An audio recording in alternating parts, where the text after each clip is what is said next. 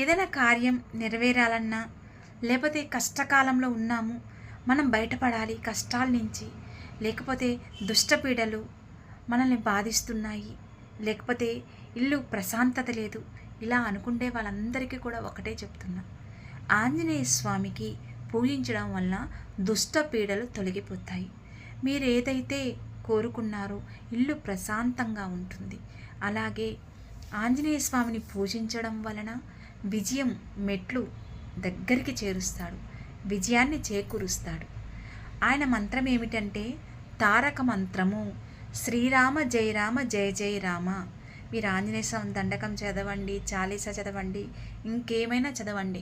అంత నేను చదవలేను అనుకున్న ప్రతిరోజు 108 కానీ ఎన్నిసార్లైనా కూడా శ్రీరామ జయ రామ జయ జయ రామ.